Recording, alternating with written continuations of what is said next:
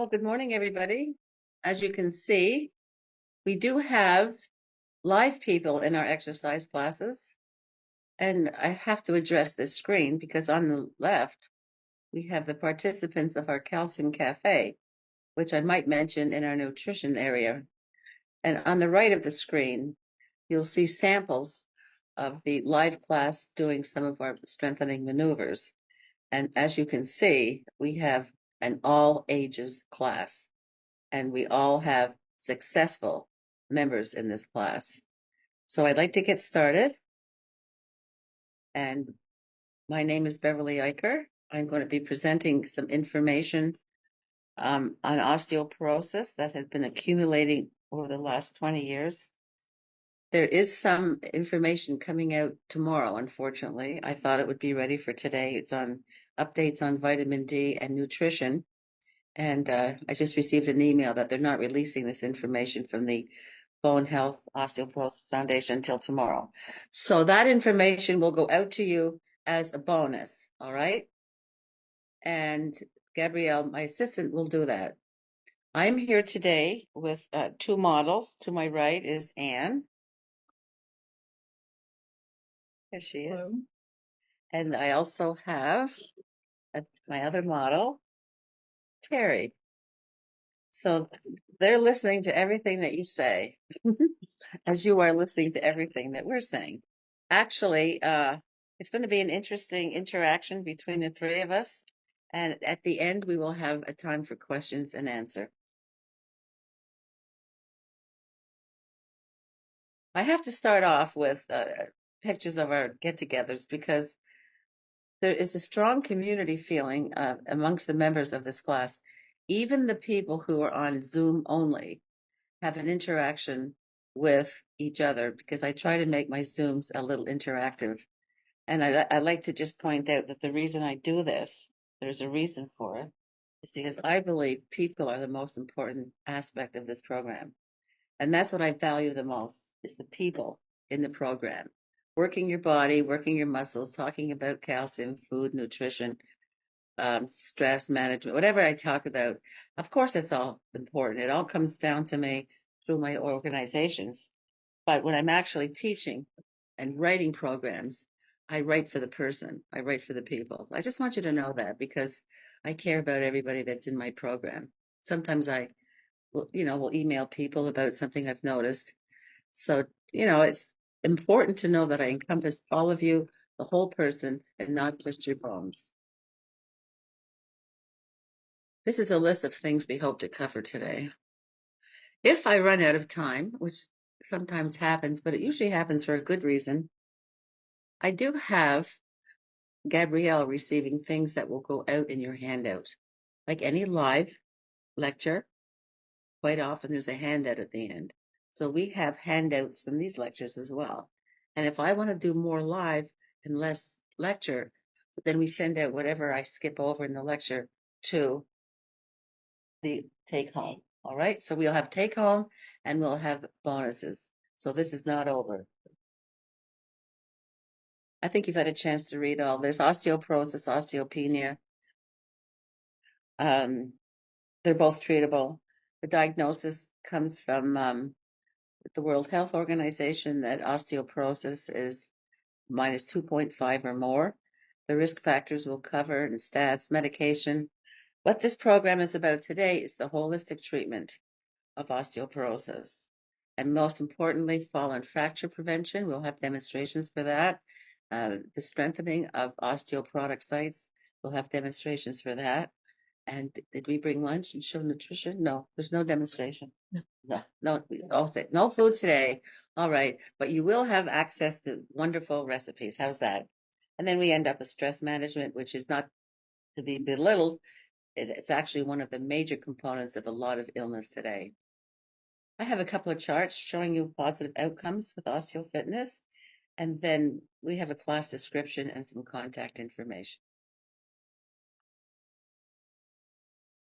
Normal bone to the left is porous. I mean, if we had solid bone in our chest and our skull and our ribs, then we would be like men in armor. And I don't know how much that armor weighed, but it weighed a lot, close to over 100 pounds, I think. I think so. We have naturally a porotic bone to make it light so that we can move like this fellow over here, the dancing skeleton. Osteoporotic bone has broken walls. The walls have broken, and we have huge holes, making the whole thing very unstable. And it's very important to know that some people have fractured just by sneezing, or they have fractured just by turning around to get salt at a picnic. So we have all these on record that osteoporotic fractures are very sudden and there is no warning for them.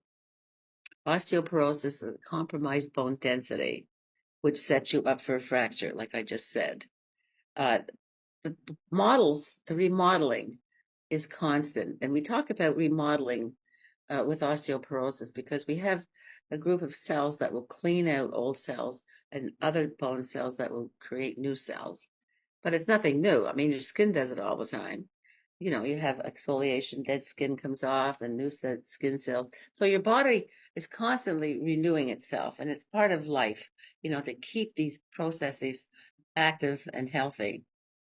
But with osteoporosis, the bones become weak and brittle. And sad thing about osteoporosis is that it is chronic and progressive, and you really don't even know if you have it, usually until there's a fracture. Now, women are more likely to have an osteoporotic fracture than the man, but the risk of a fracture is more than the risk of a heart attack, breast cancer, or stroke combined. So that is something to be aware of. And we have osteopenia, which is the weakened bone structure, low bone mass. And for the most part, osteopenia has been treatable without medication. The diagnosis for osteoporosis right now is done through a DEXA scan. It's a very light amount of radiation. It's less than a trip to California, which is good to know. And the spots that are most vulnerable to osteoporosis are the hip, the neck of the femur, total spine, lumbar spine, and the wrist. The World Health Organization has said, as I said before, minus 2.5 is the cusp between us. Anything smaller would be osteopenia, and anything higher would be osteoporosis. And when the scan comes back with minus 2.5, boom, there's a doctor immediately ready to order a prescription for that. Okay. When I see somebody coming in with minus 2.5, I give them a little bit of hope because it's not that much. Yes, you're into osteoporosis by definition, but it's not like being minus 3.8. All right. Those people really need to have a big challenge met and honored. But I don't get nervous over somebody who's a minus 2.5 or minus 2.6.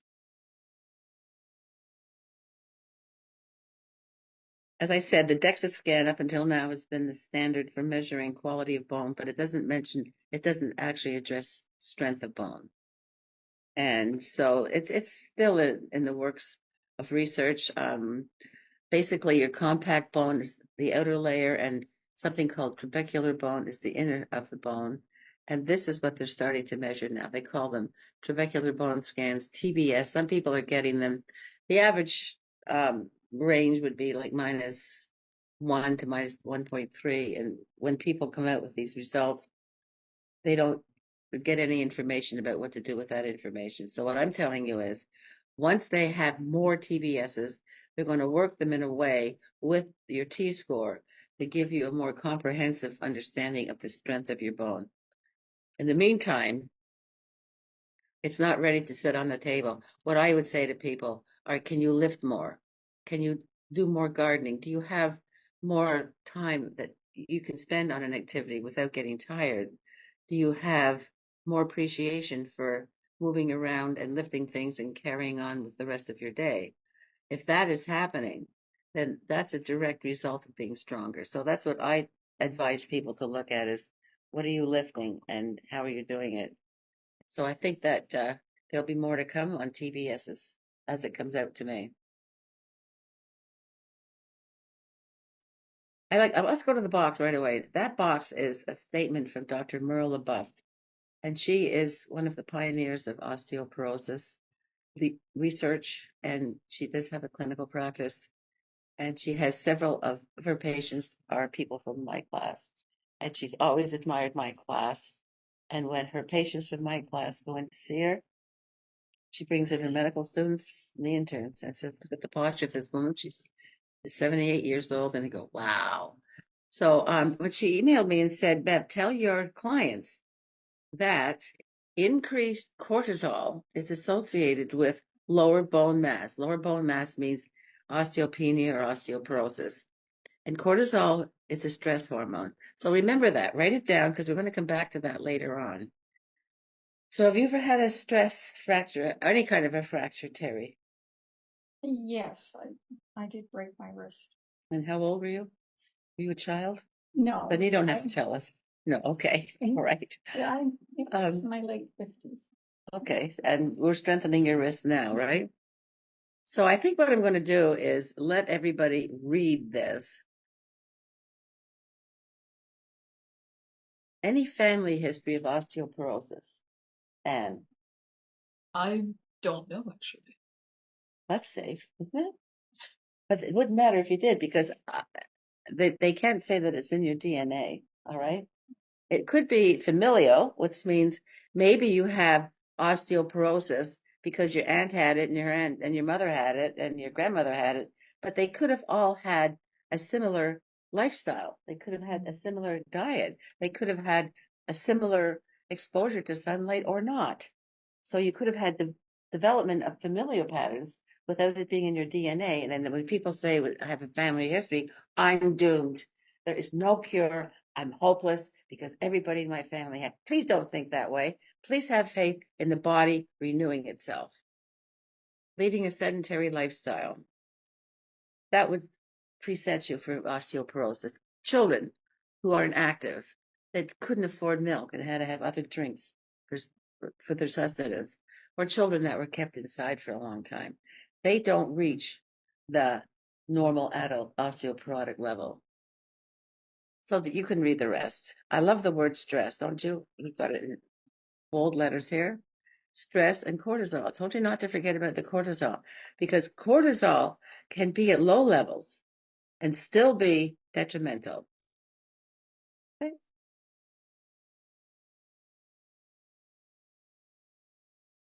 Now, there are a lot of conditions that are associated with osteoporosis.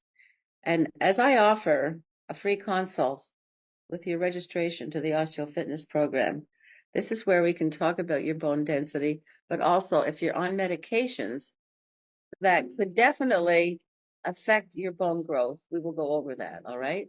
So here are some of the conditions, and we are going to be sending this out plus another list because there are a lot of conditions that I don't want to use right now that will come out with the take home. All right.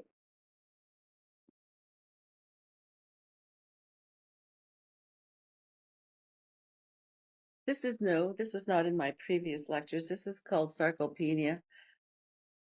Sometimes I feel guilty because all I talk about bones, but we have muscles too.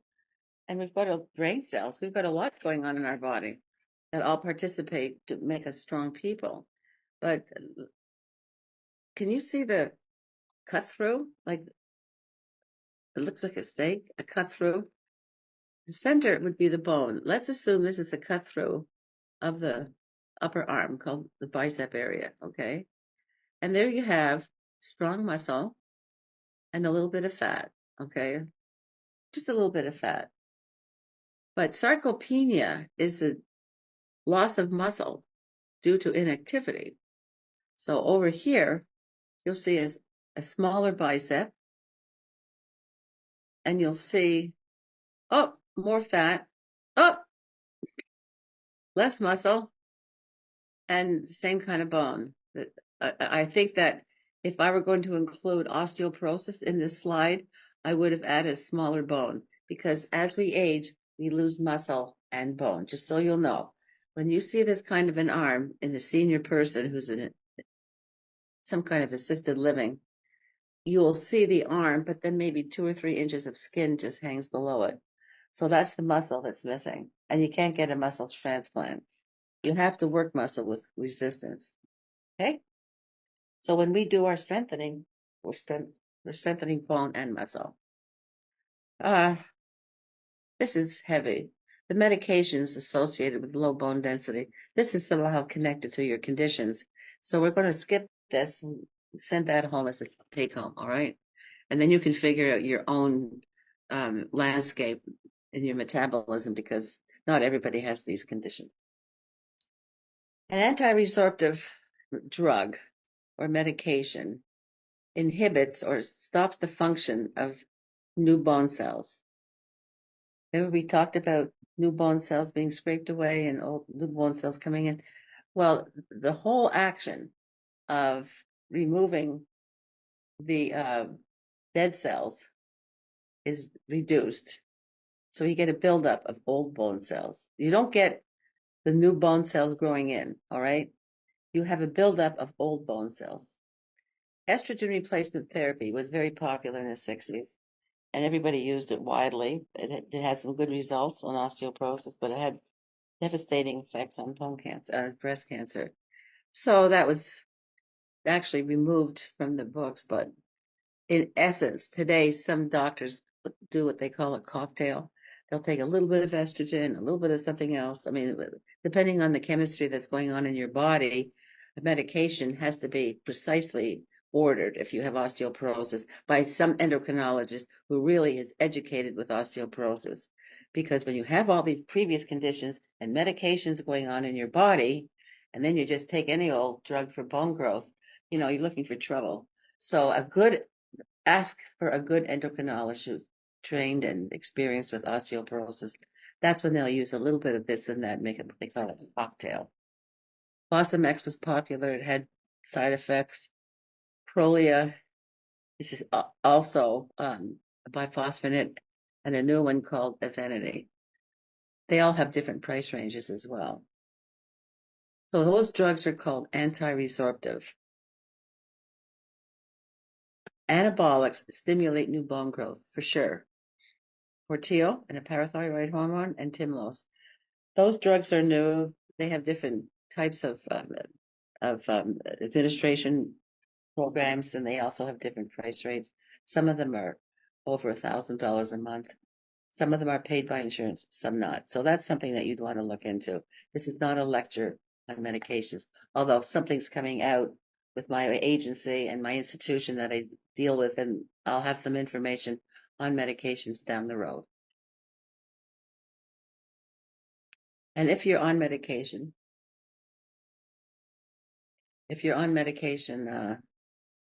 still engage in the exercise, all right?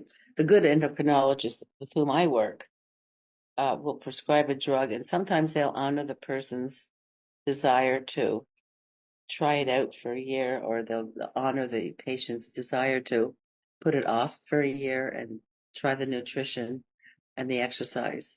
But they all say exercise, resistance and weight training is essential, even with or without the drug. This is ugly, isn't it? This is the inside of your pelvis. This is what you sit on. Femoral head. I call them sits bones. So do other people. This is the long bone, the femur, the thigh. Unfortunately, it's cracked. And then we have little cartilage, kind of a cushioning type of fabric that prevents the bone from decaying and being worn out. But sometimes we wear out the cartilage and then the bone ends up being worn out. But we do have the femoral neck, femoral coming from the femur, and the neck of the femur where it actually inserts into the pelvis. And this is a very common site of osteoporosis and fracture.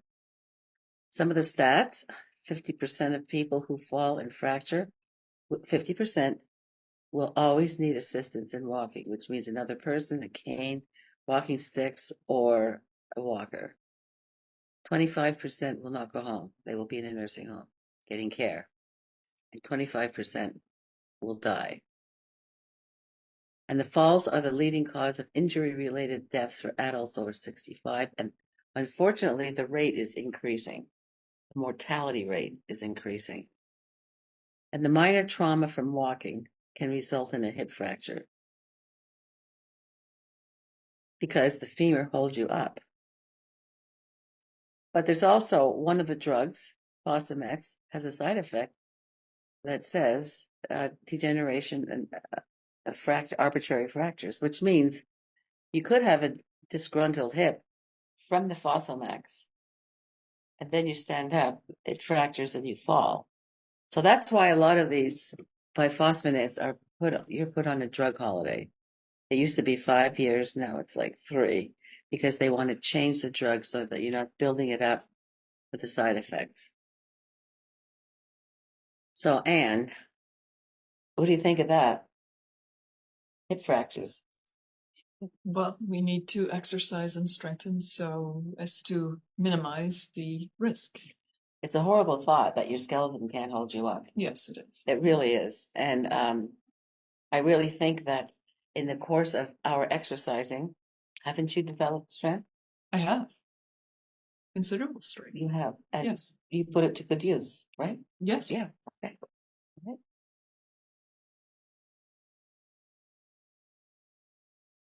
So men in osteoporosis. Men develop osteoporosis much later than females. Usually it's looked at after age 70. If the man has had a fracture before age 70, they will definitely scan him. But not enough men are interested in it. So we don't see a lot of men interested in their bones. Okay. Until they get a fracture.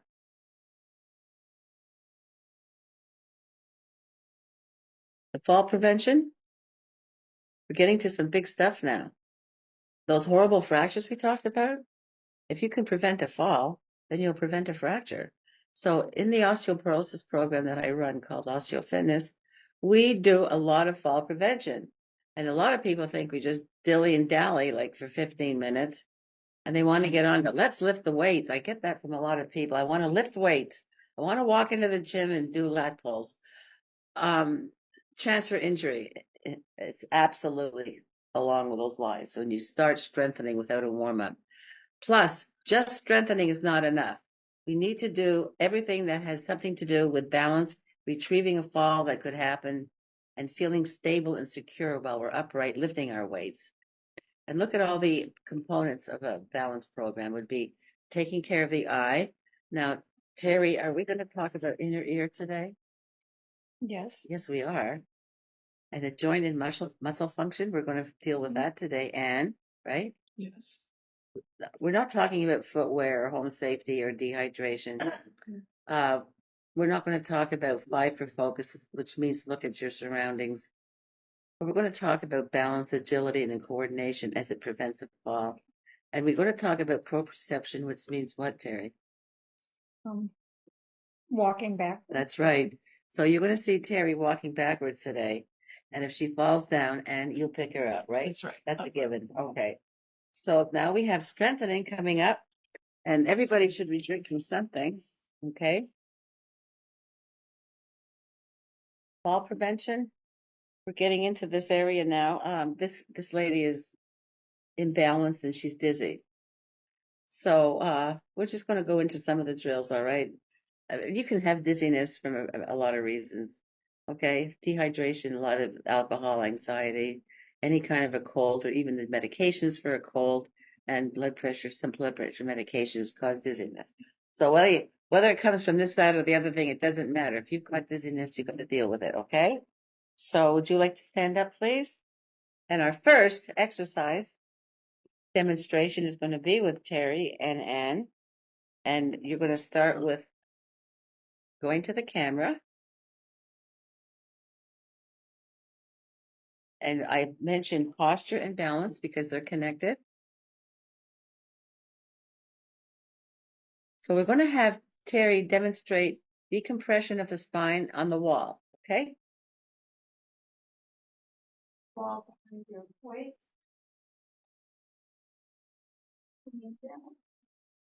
Right against the wall, with your feet out from the wall a little bit.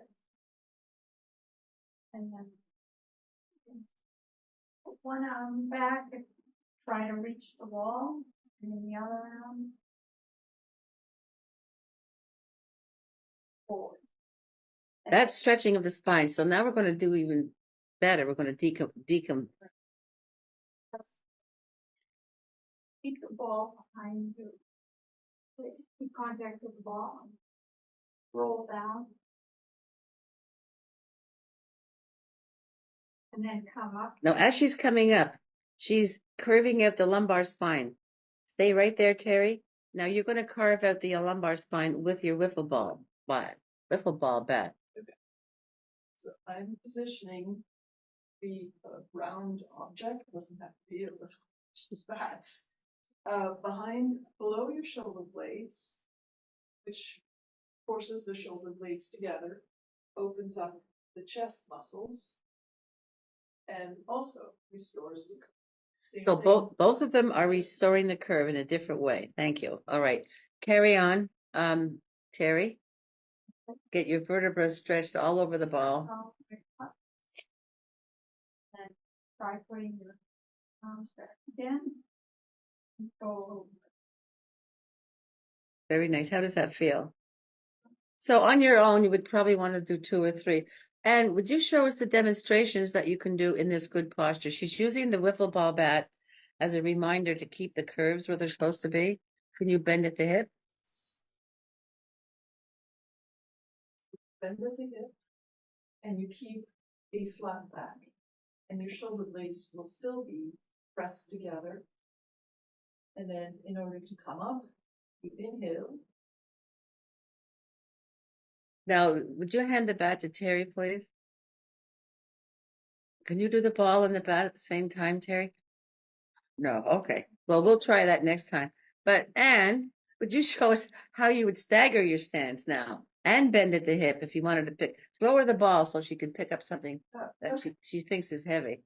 Thank you. So I do the same thing, bend at the hip. Then I will put one leg forward, and here's my object. In order to pick it up, I pick it up, bring it closer to my body, and then, depending on the need, rejoin the feet together, and then breathe in, stand up. That was wonderful. Thank you very much. Rejoin the feet together. That's a new phrase. I like that.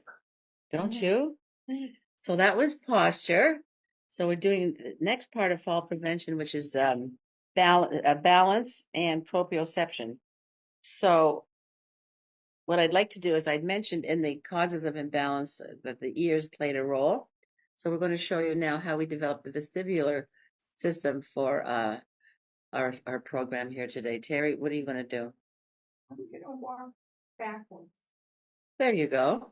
Okay. First, head behind me and make sure there's no objects or things to forward. And then try to walk backwards with confidence. She did. And this is developing proprioception. And walking backwards is now being applied to many other medical conditions. So let's start working the head and the neck in different ways now. We'll let Anne start with. Okay, so I'm going to stand in tandem, which means that my weight is in the back heel. And this has you stand very straight. And then I'm going to flex my neck by helping a little bit and go, in this case, to the left ear. And that does something about the fluid in the ear, which helps with balance. Now the shoulders are down, right, Anne? The shoulders are down, yes. That's right. Some people hunch their shoulders up. So shoulder blades together will have your shoulders down. And then I do the side. Shoulders down. Trunk stays erect. There's no tipping of the trunk. It's just her neck. And this will, in time, make your neck longer, Anne. Did you want that? Yeah, okay. There's nothing like a nice long neck.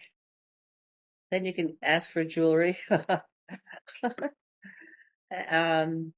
Terry, what other neck exercise do we do for the inner ear? And in tandem, stand up straight, shoulders back, and turn your head slowly to the right. And then say yes, We're nodding yes. and bring it back and turn it slowly to the left. And then nod. That's excellent. All right, we're going to move on. Thank you.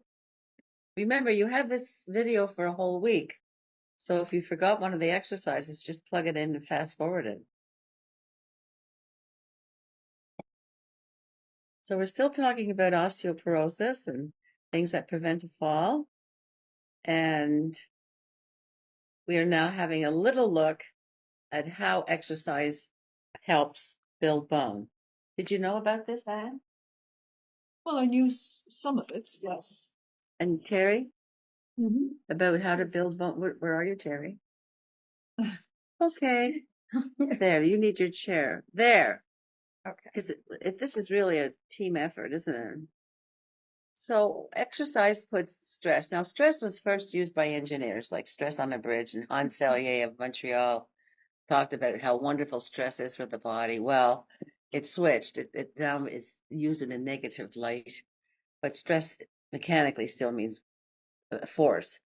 So what the exercise does is we saw the muscles, we saw the tendons going into the bone with that sarcopenia slide, that the exercise should work the muscle so much that it pushes the stress through the tendon into the bone. And what happens is now the bone starts to tremble in fear. If you have enough collagen, you have flexibility in your bones. And when the bone decides threat is on its way, then we will bring out our guns and we'll fight. We will fight it with more calcium and nutrition to build up the bone. So that's how a bone builds cells. It has to be threatened by the muscle with so much force that it thinks it's going to fracture. And because your body is designed to be your best ally, it will definitely add more bone cells right out of the blue. It'll come and reinforce that bone. So that's why the resistance has to be a certain amount. And people who did that so nicely for us were the researchers at Tufts University Department of Science and Nutrition, and authored by Miriam Nelson in her book Strong Women Stay Young. And I was fortunate enough to be able to take 2 sessions of classes with her. So I'm really understanding like how the early program worked, but it has evolved over time because the members become more fit. So this is what you're seeing today. But we do have alternatives and modifications for other exercises. So the osteoclasts become less active, which means the clearing away team slows down and the building team builds up. But you have to have this kind of challenge to your bone at least twice a week, 3 times is even better. And there are some exercises that don't work. So let's see what's up. What's next? This is just a minor detail. There's strength training and resistance training. Strength training means you're increasing the muscular force like we talked about, but not only the force, like a one-time thing, but the endurance. And that's why we do up to like 20 to 24 reps to build up the force that's adequate to stimulate bone growth. And weight training is using your own body weight, like a squat. Would you both stand up and just show us a squat, please? This is it's very common. You probably did these in gym in the 50s. So the feet are apart, hip width apart, and the toes are slightly turned out, just slightly, and you just bend your knees. And that's the squat. And there's different depths depending on your knee function. But people seem to think they have to bend over. You don't. It's a sitting down. It's like you're sitting in a chair. All right. So thank you very much. That's a squat.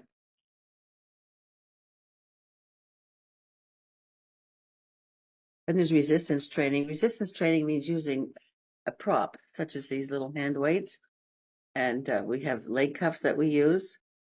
And just so you'll know, you may read about resistance training and weight training. It's all strengthening of some sort. But whether you use your own body weight or a prop, your body doesn't care. Now, the strengthening must be progressive over time.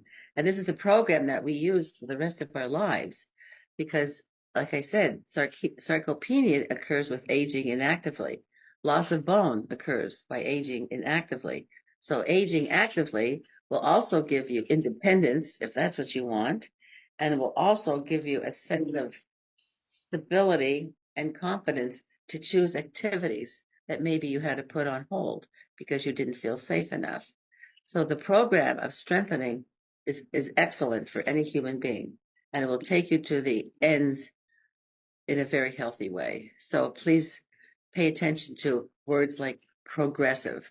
So we do have some weights that are like 12 pounds, and they've been recently painted. Would you go and get a 12-pound weight, Terry? So people laugh at 12 pounds.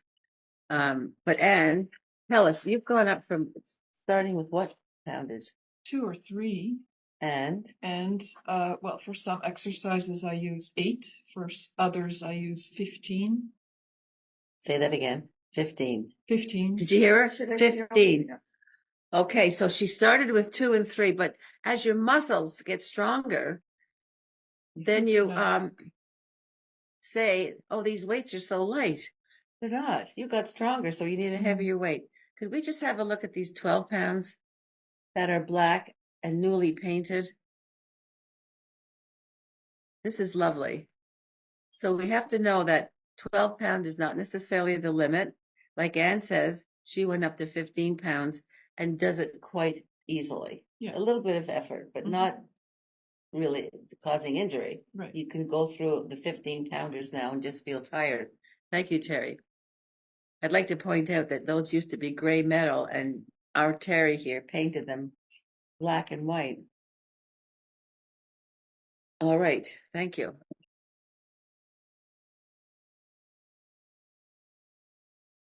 Thank you. This is somebody with their skin off. It shows the muscles. It shows fascia. It shows tendons. It just shows the components of the muscle with fascia around them, and then you have other kinds of tissues that don't stretch, like the IT band, that are a nuisance. But we also have these whole set here called the gluteus maximus and minimus and medius. These are all very important muscles that attach to total hip. Under that is that pelvis we talked about. And in order to get that endurance and the force I talked about earlier, we want to get to the point of extreme fatigue. Like, this is very heavy. It's very heavy. It's actually so heavy, I don't think I can lift it one more time. But you do. You lift it one more, another time. That would be getting to the point of building bone. And it takes us about 20 to 24 repetitions to get to the legal load for building bone. Do you like that legal load? Yes. Okay, the legal load. I like it. What did you say about bringing your feet together? Rejoin. Yeah, rejoining the feet. I love that. Now this is a mess, isn't it? This is fascia, and fascia is it's important. It's essential. It holds all our muscle bundles together. It holds our intestines up in our abdominal cavity. Otherwise, if all those organs would shift into your pelvis when you stood up, you'd have your stomach down in your perineum. So, you know, the design of the fascia, it was perfect. Keep all of the muscles and intestines and organs suspended where they needed to be. But fascia can become disconnected, and there's a word for it. It's called deranged. And when it's deranged and it comes off of the muscle, it's quite painful, and it gets ridges and lumps and bumps, and a lot of doctors have to scrape it away and redo abdominal surgery to remove the fascia, because when fascia clumps up like saran wrap, it causes immobility in the structure under it. So, do we like fascia? What team are we on? I think that we could like fascia because one thing that works fascia is walking, squats and lunges, and resistance training. And we're doing all that to help our fascia. In some of the literature, you're going to find things like a lot of jumping. And what do we think about jumping in art class, Terry? Well, I like it because it helps strengthen. But do we jump? No, just some stomping. We but slam no. and stump. Yeah. Yeah. Slam and what? Stomp. Stomping. Stomp and slam. That's what we do. But some people like jumping. And I just have a population that seems to have some arthritis in their knees and hips and joints. So I'm very cautious about that. But we do have good results of walking, squats, lunges, and we do all that in our class. And that has been tested to be good for straightening out fascia. And I'm just saying again, it's hip, neck of the femur, total spine, lumbar spine, and wrist. Next. Okay, this is a good part. Contraindicated because it could cause a compression fracture. So just look at the picture. Let's move on. Twisting of the spine, bad. Okay. Move on, please. I want to get through this. I want to get through all this stuff. This is contraindicated because of the twisting of the torso. Okay, next. Now, this looks like a wonderful exercise. In fact, it's deemed to be the best exercise because it uses all the muscles in the body.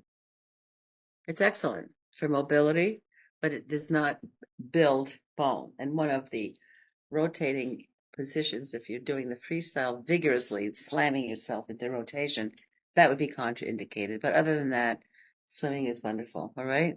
And walking is wonderful, but walking does not build bone. So we add lunges to a walk, and that can make it a bone building activity. And since so many people in this population in Concord, Massachusetts, seem to walk a lot, even a few people in Canada and Seattle that are part of the program, they walk a lot. So we talk about making the walk osteogenic, which means build bone while you walk. Up, time for exercise. Okay. Everybody up. Get your weights. Just show us a leg cuff. The leg cuff is going to be shown, but I don't want people to get it out right away. In actual fact, if you join the Osteo Fitness program, we don't use the cuff until the third class. We will be using them in the demonstration today. And then we use hand weights. Will Terry use the 12 pounds today? No. No. I think the paint's still wet, Terry, don't you? So just use a comfortable weight. I don't want you to go to extreme fatigue today because we're not going to be doing 24 reps. We're going to be demonstrating the form, which is most important. And when you start off the program, we will talk about the form in detail. And that's what you need to focus on and not the reps, not the strength, because once you've established the form, we can build upon it. But once you do an incorrect form, you'll build upon that too. And then when you add the weight, boom, we've got an injury. So Anne has her weights, and we're going to start with something called the beach ball. So it's a dip at the hip. And would you go sideways, please, Terry?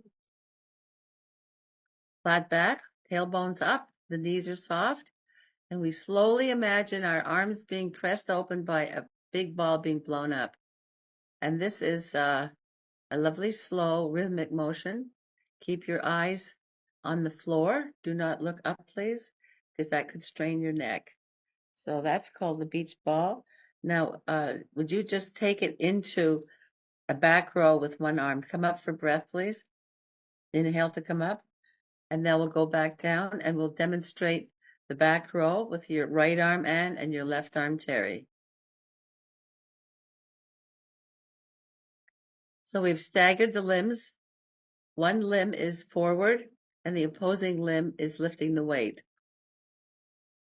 So Anne's left leg is forward. She's working her right arm.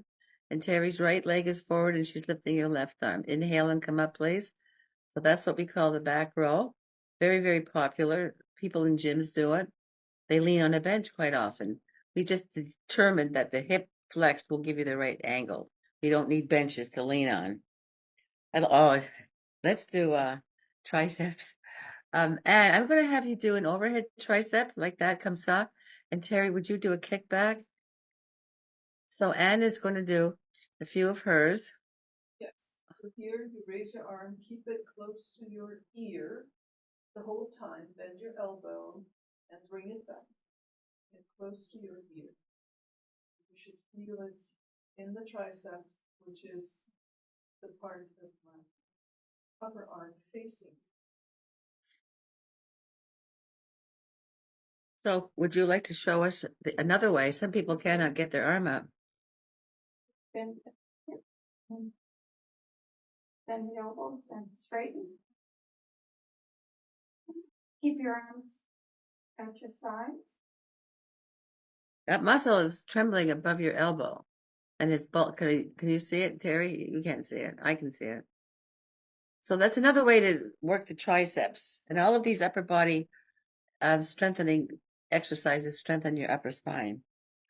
So now let's do an overhead press, but we always test first. We test twice to see if the arm goes up with the weight.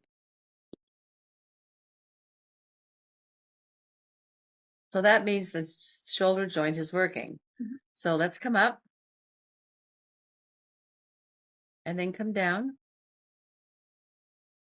and overhead press and down. Now, if we're advanced, and as we advance through this course, we'll rest. We'll take a squat approach, widen the space between your feet, and now do an overhead press with a squat. So that's how we can build up and work more muscles with this one. So we're working lower body and upper body, and it's good to exhale when you exert. So you want to exhale when you're working against gravity. Very nice. Okay, take a breath, please. So right now, we're going to have Terry standing with either a windowsill or a chair nearby. And we're going to have Anne come forward and place her mat exactly where she's standing now, because I think you'll be able to view both the models. Is that good for support, Terry, the windowsill? We're now going to lower body, and I'm offering two versions because some people aren't ready to get to the floor. And they think they are, but then they think they can't get up again. So I will honor that and show you different ways to strengthen the lower body. Mind you, these ladies are so-called advanced in the program, so they're wearing cuffs. And you might want to turn so we see your cuffed leg. Anne is on her left side, so her right leg is up. So what we're going to do, we're going to start with the straight leg lift. So just be in a straight line. So your shoulder, hips, and feet and ankle. If you're lying, and Terry, just stand and have your feet parallel with each other. So we're taking the leg out to the side and up to the side. Terry's taking hers out in the standing position, and Anne is taking hers up in the lying position.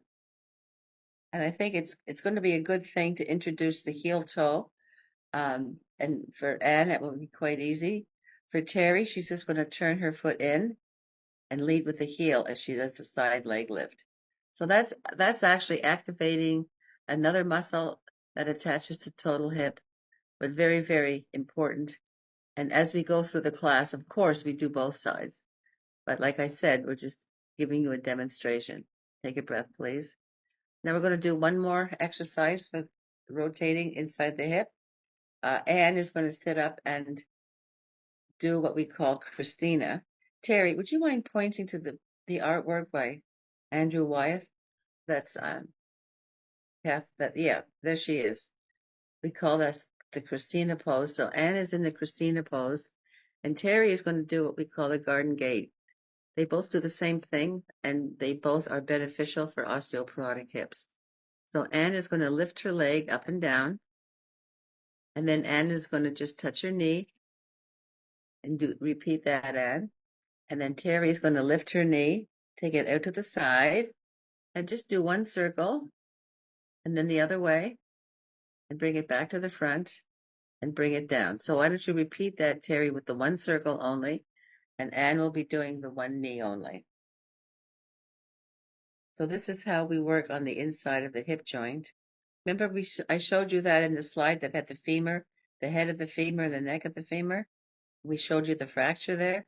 So we're strengthening a part of the hip that doesn't get used. Why don't we use this part of the hip, Terry?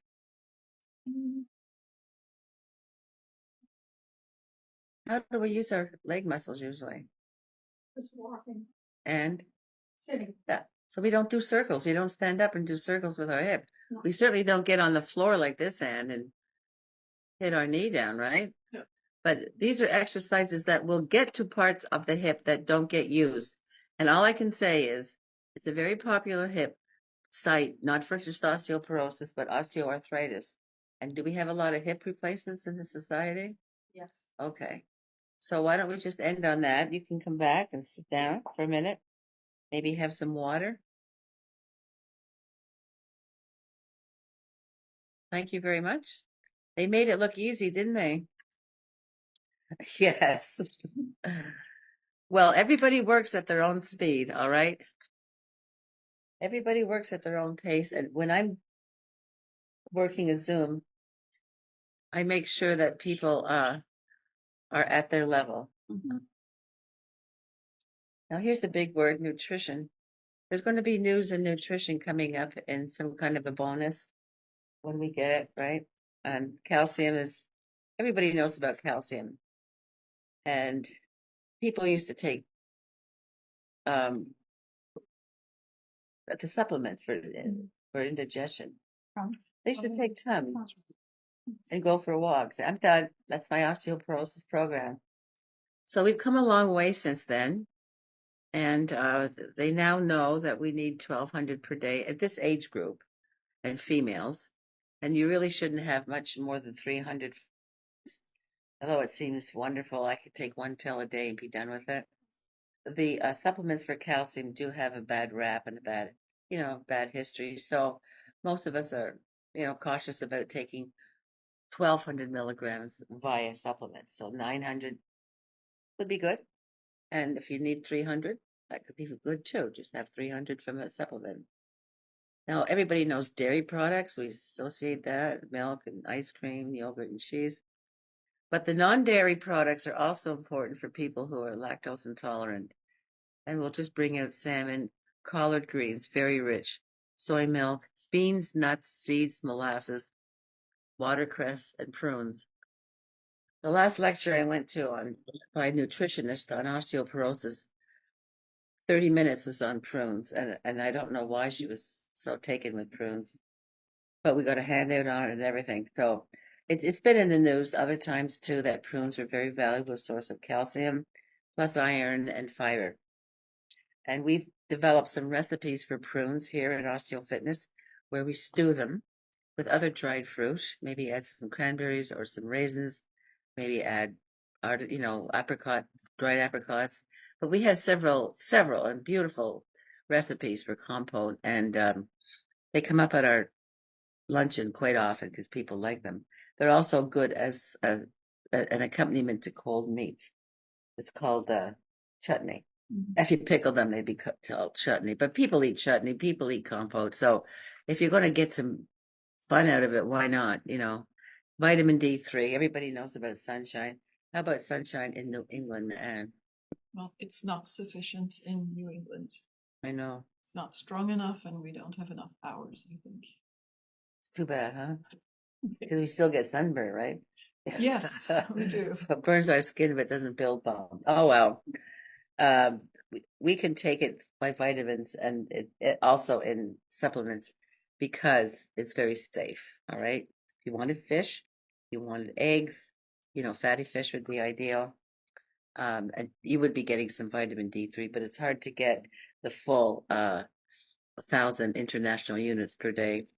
Stay tuned because coming out from our bonuses coming out is going to be more information and an update on vitamin D. All right. This is more on nutrition. Vitamin K is a partner for bone growth as well as magnesium.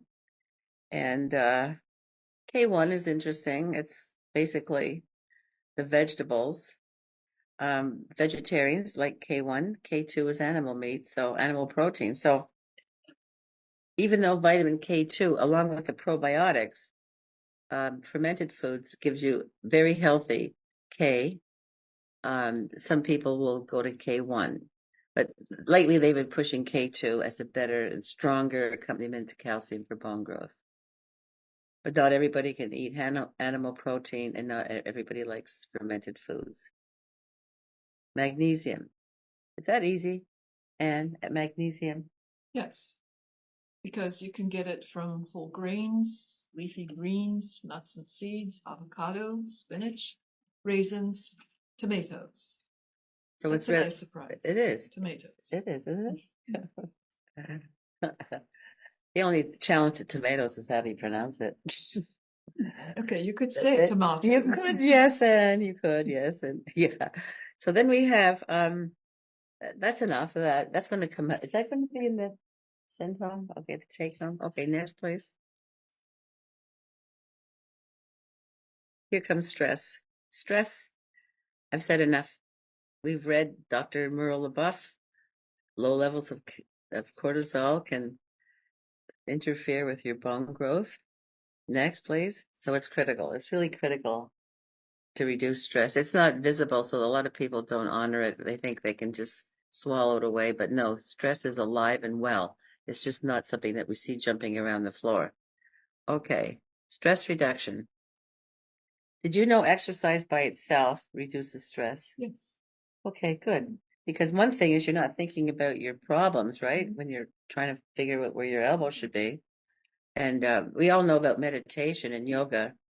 What I'd like to say about that is people who have high stress levels, meaning high blood pressure and bad sleep habits and indigestion, and they're taking medication for all of the above, they'll say, no, I meditate every morning. Well, that is wonderful, but it's not enough. So people who are well into meditation often will do it as 2 or 3 times a day because stress can hit us over and knock us out. It's just like so overwhelming and it can be so sudden and unpredicted. Somebody says something, somebody calls us, somebody texts us, and we just have this instant um, reaction that sends our blood pressure sky high. So you may want to do your meditation several times during the day. We have in large print Benson breath and head tapping. We'll come back to that. The contract and relax, that's very common. We do that in class. I do that in some of my Zooms. Being in nature, that's easy to do. Just step out and enjoy a leaf and enjoy a branch. Just look at something small in nature. You don't have to climb a mountain or climb Mount Washington. Just to be out in nature, you can be outside and just see a tree somewhere. Oh, sleep's important. Finding your natural circadian rhythm. And do you know, just listening to your favorite music can calm you? Did you know laughter reduces stress? You know all this? Okay. All right. Socializing.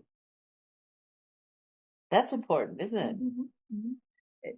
I mean, this is backed up by studies that show that there's a change in your chemistry and your blood pressure and blood sugar and all these things. All of these things that have been proven are something that I will recommend. And they talk about helping people and practicing gratitude is a very healthy way to reduce your stress. And then we do have workshops, one of them being anatomy of stress. That's another situation. It totally dwells on stress, and you can get that from Gabrielle. Okay. And would you please read what happens when we sleep? Your tissues will repair, bone and muscle will grow. It strengthens your immune system. It removes toxins and improves memory and learning. And the CDC recommends 7 to 9 hours of sleep per night. Thank you.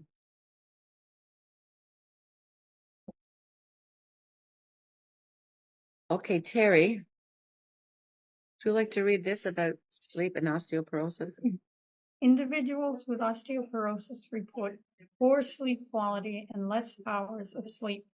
Long-term sleep deprivation, less than 6.5 hours, increase in cortisol, changes in immune system, changes in bone metabolism, higher rate of remodeling, oversleeping, above 9 hours, inconsistent sleep schedule, diurnal sleep schedule. That means sleeping during the day. Although that's controversial because some people say it's good to take a 20-minute nap. But some people take their naps at like 9 a.m. There's only been up an hour. So, thank you.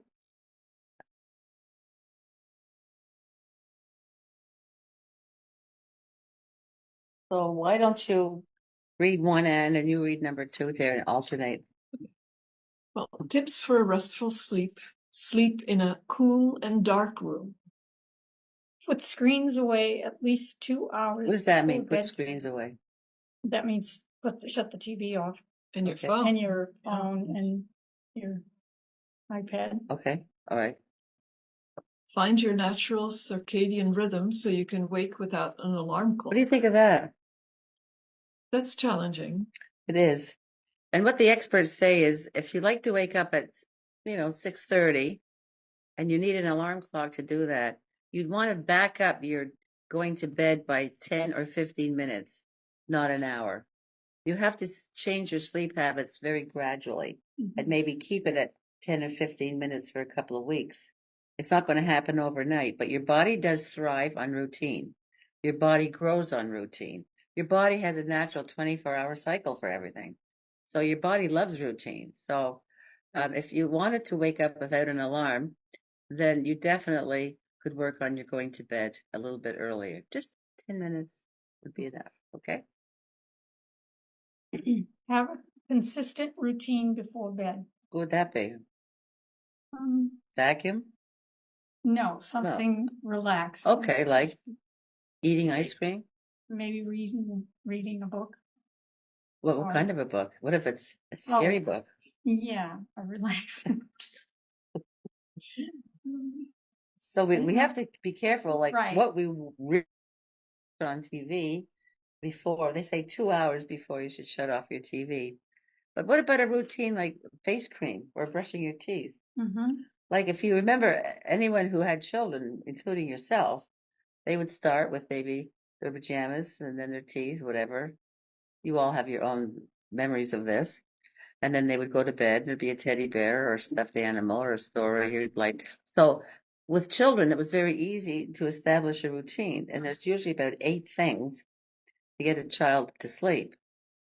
But we as adults need the same thing.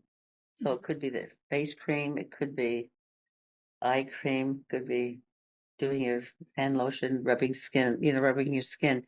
If you did like skin lotion, that's a tactile stimulation. That's very relaxing.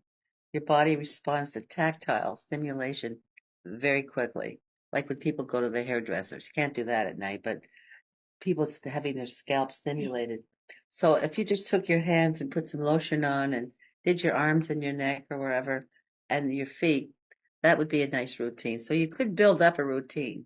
You could put little iPads on, rollers in your hair. Wear a hairnet. We don't do that anymore, but those were all routines. Okay.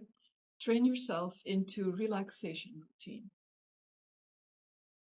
So it won't happen by itself. Oh, we have a sleep workshop too. Okay, thank you. So this is where we're going to demonstrate some relaxation. And things that we're going to cover are the breathing and the head tapping.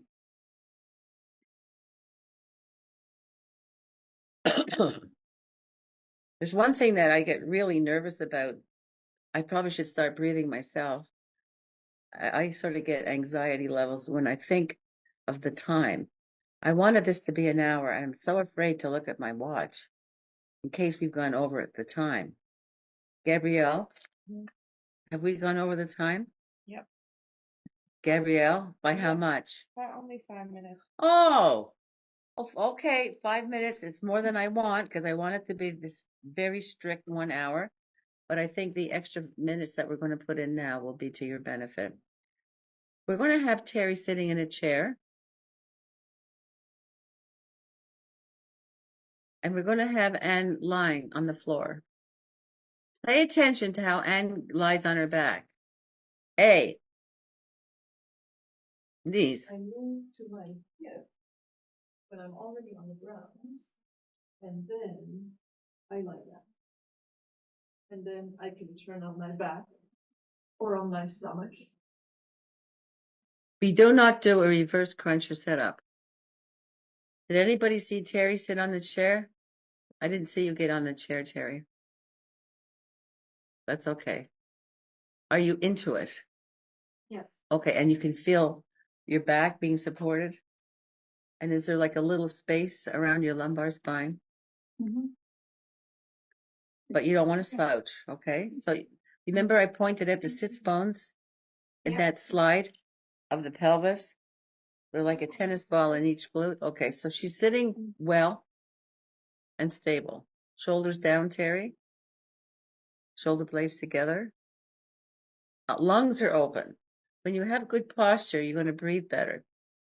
Do you feel comfortable, Anne? Your shoulders are down? Yes. Okay, so we're going to have both of you do what I call the Benson breath, the Herbert Benson. You breathe in through your nose to 3 and out through your mouth to 5. And I want to do some coaching on the exhalation of 5. But why not get started? 3 in, 5 out.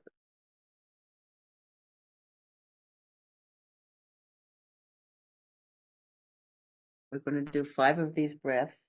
Some people get confused, so you might want to tap 3 times to equal the inhalation, and then tap 5 times to equal the 5 for exhalation.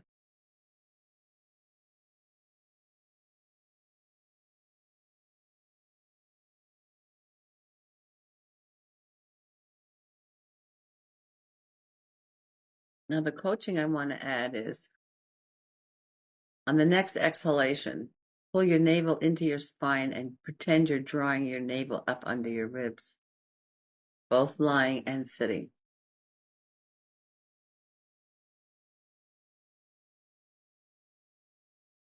So you start to join the exhalation with the pulling in of the core and up under the ribs. So this becomes a core exercise. Okay, so Anne, would you like to sit up for a minute? Show us over on her side. And then Christina's up, as we call it. So you would you want to demonstrate the incorrect way? You're on your back. Back. Bad. Okay, I hope nobody ever does that. Thank you, Anne. So go back down via the side. Then she has to get up via the side. You could do this at the beach, couldn't you, Anne? Yes. All right. Watch the waves coming in. Okay. Terry, we're now going to do head tapping. So it might be good to remove your glasses. I don't think you'll need them right now. The tools that we're using are the fat pads of our fingers. We're going to use the physiognomy as our map. We're going to start with the temples.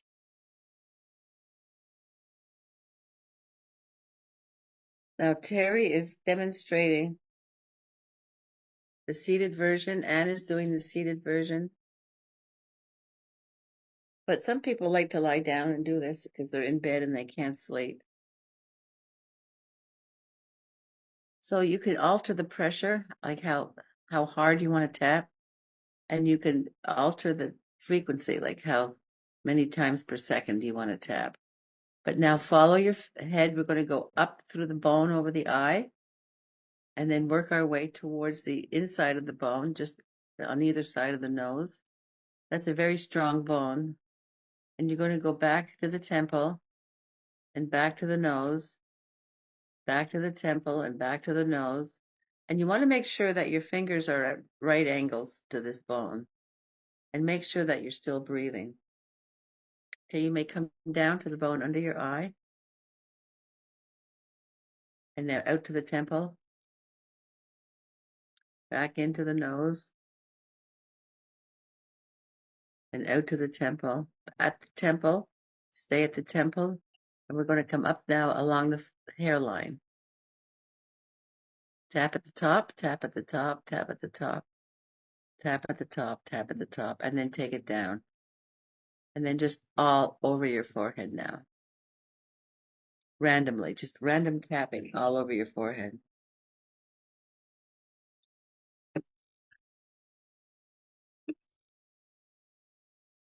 Okay, so we can extend this to all over the scalp and the neck, but we're going to stop right now. Take a breath, please. So, what did you notice, Anne, from that? Relaxing. Is there? It also feels good. Oh, it did feel good. You felt, and what did you feel, Terry? I also think it's relaxing. You know, it just clears your whole mind. That's a good feeling, isn't it? Mm. So, if you were you worried about anything during this presentation, like how you looked or anything? No, you did very well. Um, I think the models did an excellent job. I want to thank you both very much. You were very clear and you were well spoken, and I like the way you demonstrated the exercises.